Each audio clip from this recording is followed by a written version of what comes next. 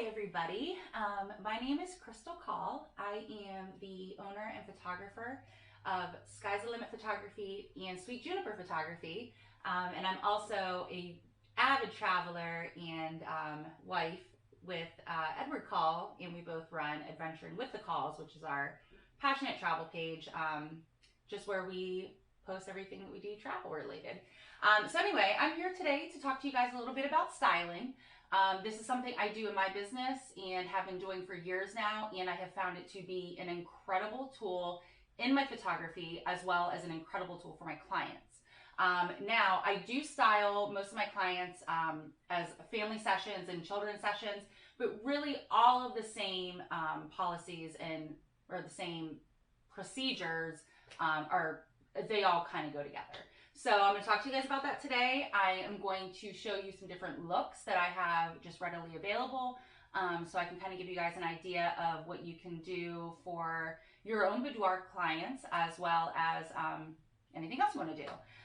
So just to touch base a little bit on styling, what I do with all of my clients is I let them know ahead of time that I understand you have a busy schedule, you have a busy life.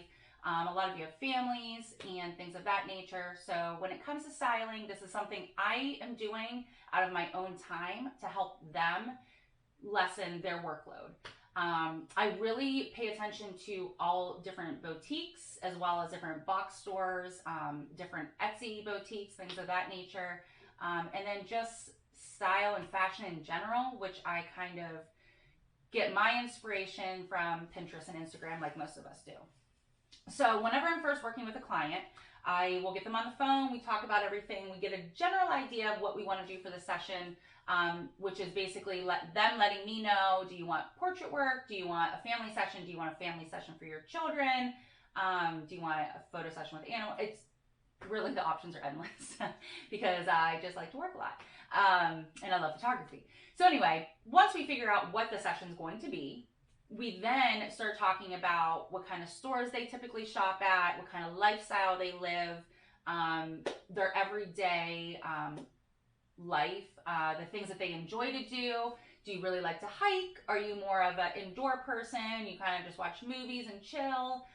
Things of that nature, because really what that does for me is once I talk to them about those things, it gives me an idea of who they are, because most of our clients, we haven't met them before. We're not friends with them, in our everyday lives. So whenever you get to know a little bit more about them, that really helps you kind of hone in their idea of style. The next thing I do is, once we kind of narrow that down, is I have them send me photos of themselves, of their family, and also photos of the inside of their home. The reason the photos of the inside of their home are so important is because nothing tells you anything more about a person than their home. And whenever we're taking photographs, at the end of the day, as photographers, we want them to print our photos, their photos. We want them to print those photos, and we want them to hang them in their home. We don't want them just hiring us for a photo session and backlogging them on their phone, using them for social media. We do want them doing that, but we also really want them taking that next step and hanging that piece of art in their home for a lifetime. So the reason why getting a photo of their home is so beneficial is because it really helps us understand what their color scheme is in their home. So if their color scheme is very neutral based, kind of like this here with me, but if they're very neutral based, you don't necessarily want to put them in bright popping reds, bright popping oranges, and things of that nature, because it's not necessarily going to flow with their home. You might want to put them in more of a neutral tone, more earth tones.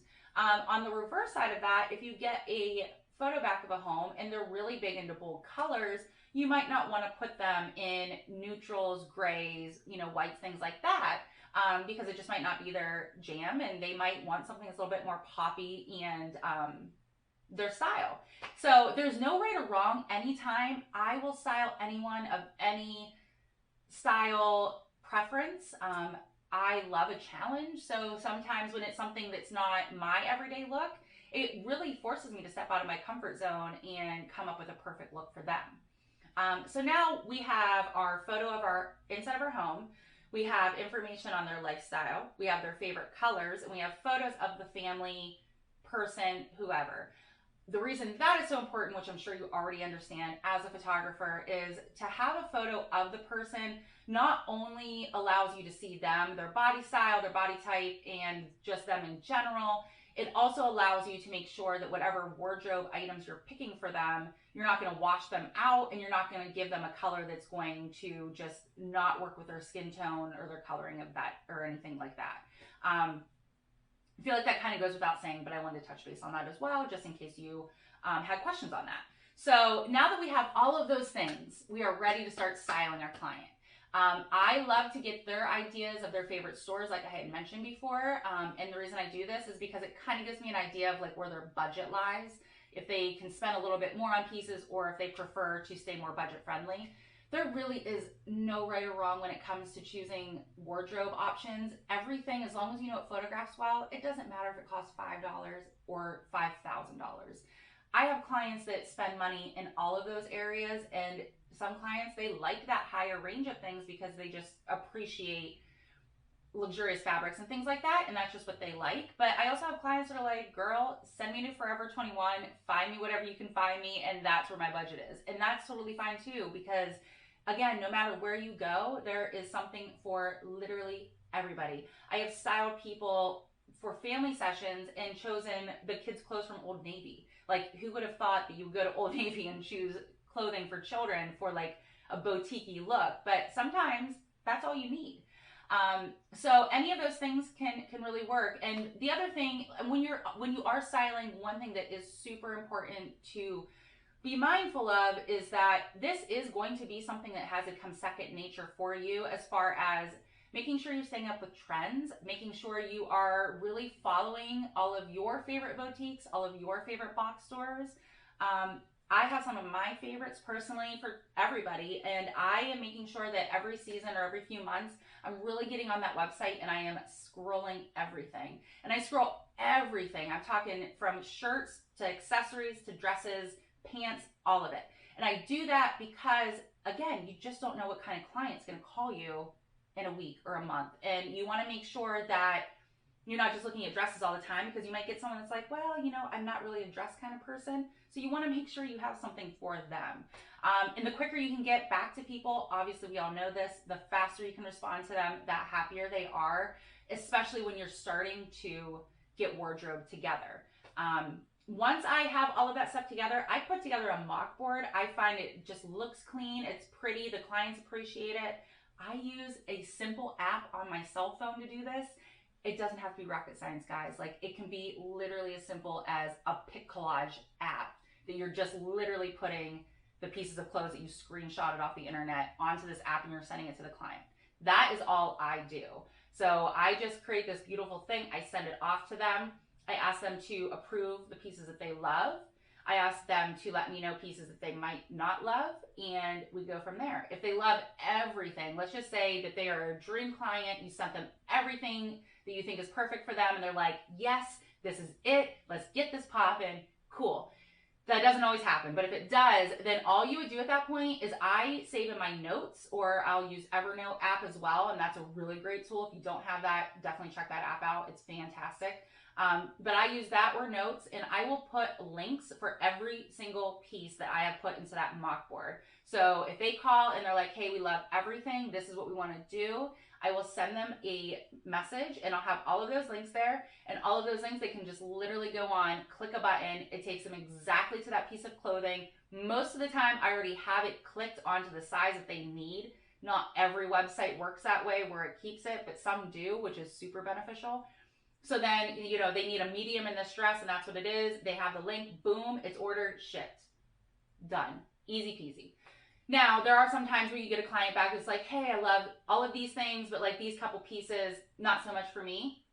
What you do at that point, guys, is you just really kind of go back to the drawing board. Most of the time when you're screenshotting things and putting together your mock boards, you're going to have all these other options anyway. You're not going to just pick out 5 items and be like, this is it, and they're going to be perfect with this. Because you yourself are going to be like, oh, well, this could be really, really cute if they don't like this. Sorry, guys, I'm like fidgeting with my hat, but it's kind of not sitting there very good today. But anyway, so yeah, they might just be like, hey, I love these pieces, but not so much these pieces. Again, you're going to have those other pieces sitting there. So you can just send those to them really quickly. And the nice thing with that is it kind of looks like you were already prepared to send them extra options just in case they weren't happy with those first ones that you sent. So you send those. Now, a lot of times, and it's only been maybe 1 or 2 clients I've ever had that weren't happy by that second round. So at that second round, usually I'm just sending the links over to my clients and we're good. And at that point, we're just talking about locations and planning out the rest of the details. I have had a couple clients though that even at that point, they're like, hey, no, I'm still not happy. What can we do? And at that point, when you're going back to a third time, you don't want to be frustrated on your end, because that can just really make you feel defeated as an artist, because you feel like you spent so much time putting all this effort into it. You can't think that way, because again, not everyone is going to have the same taste of you as you. Not everyone's going to have the same style as you, and they just might be a little bit more of a picky client. That's okay, because guess what? That client is going to challenge you to get better at doing this for the next time. And that client is most likely going to rave and rave and rave about you forever to everybody, because they're going to appreciate that you took the time to make sure whatever they are going to be wearing for their photo shoot is absolutely perfect for them. So that's what you do. Again, we're just going back to the drawing board. We're starting over. We're sending out new mock boards, or sending out new links, and just going from there. And that's it. It's really that easy. I found that it's elevated my photography in ways that I could never have imagined before. It's really taken having my clients show up in potential graphic t-shirts. And I had one time where I had clients, they showed up in, all of their kids had on leggings and sweatshirts. And I took the photos, of course, because that's what they hired me to do. But I know she wasn't happy. She mentioned that she wasn't happy afterwards because of the way everybody looked. And really, this was maybe 5 years ago in my career that this session happened. And that is really what put the fire up my ass. Sorry, excuse my French, but lit a fire up my ass. And I was like, look, it's time that I need to take control of this, because truly, your client isn't a photographer most of the time, or really ever. So they don't understand how colors can work with certain backgrounds, and how just the whole session can come together with just a few simple tips. So it's amazing, guys. This is so worth it. What I'm going to do now is I'm going to, in a boudoir fashion, I'm going to put a couple looks on, just kind of show you what I would do if it were me getting my photos done. Maybe that can kind of help you guys with your future clients. And then also at the end of this video, I'm going to pop in a few mock boards just so you can kind of get an idea of what I do for my own clients. Now, keep in mind, these mock boards are definitely going to be of family sessions, couple sessions, not necessarily boudoir. But again, this is all the same no matter what genre you are photographing. All of these same principles they just roll over. So if you have any questions, of course, I would love to answer them for you and help you guys through this. I'm definitely always here for that. And let's get started. So ready? 1, 2, 3. And here's first look. So I did put a bra on underneath of this just to save you guys from seeing everything. But this is so cute. This is like a little cute little romper.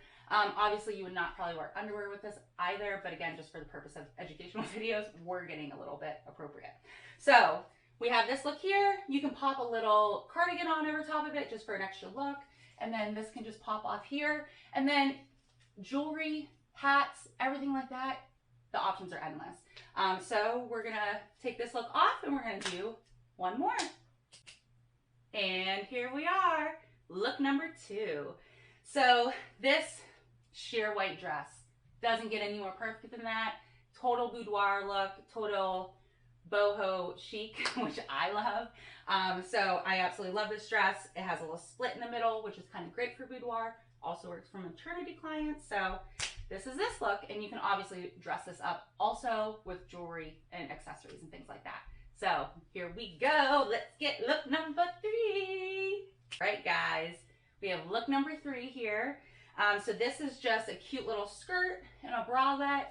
This is something that would be cute for somebody that maybe wants to be a little bit more casual boudoir, but also wants to be a little sexy. So I love this look. I think it's perfect. And guys, this skirt is from Amazon. Amazing. All right, so here we go. Let's get one more popping. 1, 2, 3. And here we are, guys. Look number 4. This is our final look for this video. Thing I love most about this look is the sequins and this little back. So freaking sexy, right? So anyway, this is all of my looks that I put together for you guys today. I'm going to definitely get the mock board together for you as well. That'll be right after this. And yeah, thanks for hanging with me. This is Krystle Coll teaching you how to style your clients. Have a good day.